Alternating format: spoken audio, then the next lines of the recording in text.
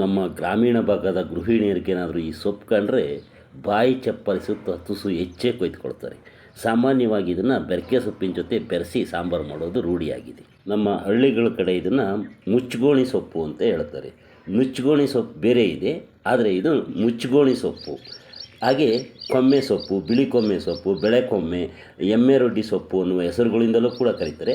ಹಾಗೆ ಕೆಲವು ಕಡೆ ಇದನ್ನು ಗೈಜಾ ಸೊಪ್ಪು ಅನ್ನುವ ಹೆಸರಿನಿಂದ ಕರೀತಾರೆ ಅಂತ ತಿಳಿದು ಬಂದಿದೆ. ಹಾಗೆ ನಿಮ್ಮಲ್ಲಿ ಈ ಸೊಪ್ಪಿಗೆ ಏನನ್ನುವ ಹೆಸರಿನಿಂದ ಕರೀತಾರೆ ಅನ್ನೋದನ್ನು ಕಾಮೆಂಟಲ್ಲಿ ತಿಳಿಸಿ. ಇದು ನೆಲದ ಮೇಲೆ ಹರಡಿಕೊಂಡು ಬೆಳೆಯುವ ಹಸಿರು ಎಲೆಗಳ ಒಂದು ರಸಭರಿತ ಸಸ್ಯವಾಗಿದೆ. ಇದರ ಎಲೆಗಳ ಕಂಕುಗಳಲ್ಲಿ ಸಣ್ಣದಾದ ತಿಳಿನೇರಳೆ ಅಥವಾ ನಸುಗಂಪು ಬಣ್ಣದ ಹೂಗಳನ್ನು ಬಿಡುತ್ತದೆ. ಇದು ಸಾಮಾನ್ಯವಾಗಿ ತೋಟಗಳು, ಬಯಲು ಪ್ರದೇಶಗಳು, ರಸ್ತೆ ಬದಿ ಹಾಗೂ ಪಾಳು ಬಿದ್ದ ಜಮೀನಿನಲ್ಲಿ ಕಳೆಯಂತೆ ಸ್ವಾಭಾವಿಕವಾಗಿ ಬೆಳೀತದೆ. ಈ ಸಸ್ಯದ ವೈಜ್ಞಾನಿಕ ಹೆಸರು ಜೆಲೆಯ ಡೆಕಂಡ್ರಾ ಅಂತ ಹೇಳಿ. ಕೆಲವರು ಇದನ್ನು ಟ್ರಯಂತೆಯ ಡೆಕೆಂಡ್ರಾ ಅನ್ನುವ ಹೆಸರಿನಿಂದಲೂ ಕೂಡ ಹೇಳ್ತಾರೆ. ಹಾಗೆ ಇದರ ವೈಜ್ಞಾನಿಕ ಕುಟುಂಬ ಐಜೋಯೇಸಿ ಅಂತ. ಈ ಸೊಪ್ಪನ್ನು ಬಸ್ಸಾರು ಅಥವಾ ಮಸೊಪ್ಪನ್ನು ಮಾಡಲಿಕ್ಕೆ ಬೆರಕೆ ಸೊಪ್ಪಿನ ಜೊತೆ ಬಳಸ್ತಾರಾದರೂ ಕೂಡ ಇದೊಂದು ಆಯುರ್ವೇದದ ಅಮೂಲ್ಯ ಸಸ್ಯ ಕೂಡ ಆಗಿದೆ. ಆಯುರ್ವೇದದಲ್ಲಿ ಇದನ್ನು ಮೂತ್ರವರ್ಧಕವಾಗಿ ಬಳಸ್ತಾರೆ. ಕಿಡ್ನಿಯ ಆರೋಗ್ಯಕ್ಕೆ ಮತ್ತು ಮೂತ್ರಕೋಶದ ಸೋಂಕು ನಿವಾರಣೆಗೆ ಸಹಕಾರಿ ಅಂತೇಳಿ ನಂಬಲಾಗಿದೆ. ಇದು ದೇಹದ ಊತ ಮತ್ತು ಉರಿಯೂತವನ್ನು ಕಡಿಮೆ ಮಾಡುವ ಗುಣವನ್ನು ಕೂಡ ಹೊಂದಿದೆ. ಇದರ ಬೇರು ಮತ್ತು ಎಲೆಯ ಸಾರಗಳು ಲಿವರ್ ಅಂದರೆ ಯಕೃತ್ತಿನ ಆರೋಗ್ಯವನ್ನು ಕಾಪಾಡಲಿಕ್ಕೆ ಸಹಾಯ ಮಾಡ್ತವೆ. ಜಾಂಡೀಸ್ ನಿವಾರಣೆಗೆ ಕೂಡ ಇದನ್ನು ಆಯುರ್ವೇದ ಮತ್ತು ಸಾಂಪ್ರದಾಯಿಕ ವೈದ್ಯರು ಬಳಸ್ತಾರೆ. ಇದು ದೇಹದಲ್ಲಿನ ಅನಗತ್ಯ ನೀರು ಮತ್ತು ಕಲ್ಮಶಗಳನ್ನು ಮೂತ್ರದ ಮೂಲಕ ಹೊರಹಾಕಲು ನೆರವಾಗ್ತದೆ. ಕಿಡ್ನಿ ಕಲ್ಲುಗಳು ಅಥವಾ ಮೂತ್ರನಾಳದ ಸೋಂಕಿನ ನಿವಾರಣೆಗೆ ಇದನ್ನು ಆಯುರ್ವೇದ ಹಾಗೂ ಸಂಪ್ರದಾಯ ವೈದ್ಯರು ಕೂಡ ಬಳಸ್ತಾರೆ. ಈ ಸಸ್ಯದ ಬೇರಿನಲ್ಲಿರುವ ಸಾರವು ರಕ್ತದಲ್ಲಿನ ಗ್ಲೂಕೋಸು ಮತ್ತು ದೇಹದಲ್ಲಿನ ಕೊಲೆಸ್ಟ್ರಾಲ್ ಮಟ್ಟವನ್ನು ಸಮತೋಲನದಲ್ಲಿಡಲಿಕ್ಕೆ ಸಹಾಯ ಮಾಡ್ತದೆ ಅಂತ ಇತ್ತೀಚಿನ ವೈಜ್ಞಾನಿಕ ಸಂಶೋಧನೆಗಳಿಂದ ತಿಳಿದು ಬಂದಿದೆ.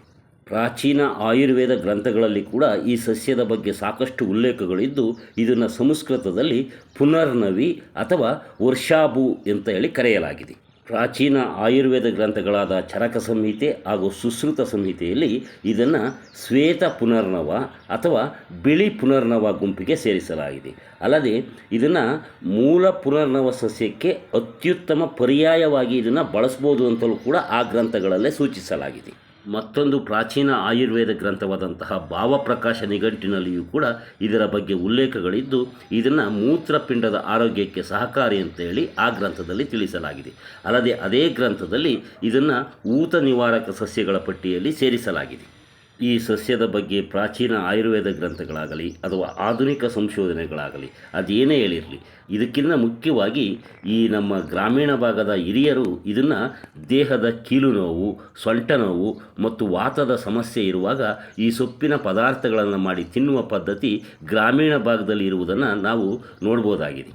ಈ ಸೊಪ್ಪಿನ ಪಲ್ಯ, ಸಾಂಬಾರು, ಮಸೊಪ್ಪು ಮಾಡಿ ಊಟ ಮಾಡುವುದರಿಂದ ದೇಹದ ಒಳಗಿನ ಮತ್ತು ಹೊರಗಿನ ಊತ ಹಾಗೂ ನೋವು ಕಡಿಮೆ ಮಾಡುತ್ತದೆ ಅಂತೇಳಿ ಗ್ರಾಮೀಣ ಭಾಗದ ಹಿರಿಯರು ಹೇಳ್ತಾರೆ.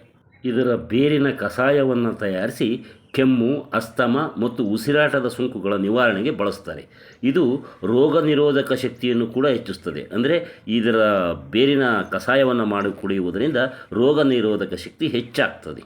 ಹೀಗಾಗಿ ಈ ಸೊಪ್ಪನ್ನು ನಮ್ಮ ಆಹಾರದಲ್ಲಿ ಸೇವಿಸುವಂಥದ್ದು ಭಾಳ ಮುಖ್ಯವಾಗಿದೆ. ಅಂದರೆ ಇದರ ಎಳೆಯ ಎಲೆ, ಚಿಗುರು ಕುಡಿಯನ್ನು ಪಲ್ಯ, ಸಾಂಬಾರು ಮಾಡಿ ಊಟ ಮಾಡ್ಬೋದಾಗಿದೆ. ಹಾಗೆ ತಲೆನೋವಿನ ನಿವಾರಣೆಗೆ ಇದರ ಎಲೆಯ ರಸವನ್ನು ಮೂಗಿಗೆ ಹಿಂಡುವ ಪದ್ಧತಿ ಗ್ರಾಮೀಣ ಭಾಗದಲ್ಲಿ ಮನೆಮದ್ದಿನ ರೀತಿಯಲ್ಲಿ ಬಳಕೆಯಲ್ಲಿದೆ. ಈ ಸೊಪ್ಪಿನ ಮಾಹಿತಿ ನಿಮ್ಗೆ ಇಷ್ಟವಾಗಿದ್ದರೆ ಈ ವಿಡಿಯೋಗೊಂದು ಲೈಕ್ ಮಾಡಿ. ಹಾಗೆ ನೀವು ಇದನ್ನು ಆಹಾರವಾಗಿ ಬಳಸಿದರೆ ಯಾವ ರೀತಿ ಬಳಸ್ತೀರಿ ಅನ್ನೋದನ್ನು ಕಾಮೆಂಟಲ್ಲಿ ತಿಳಿಸಿ. ಈ ಸೊಪ್ಪಿಗೆ ಏನಂತಾರೆ ಅನ್ನೋದನ್ನು ಕೂಡ ತಿಳಿಸಿ. ಎಲ್ರಿಗೂ ನಮಸ್ತೆ.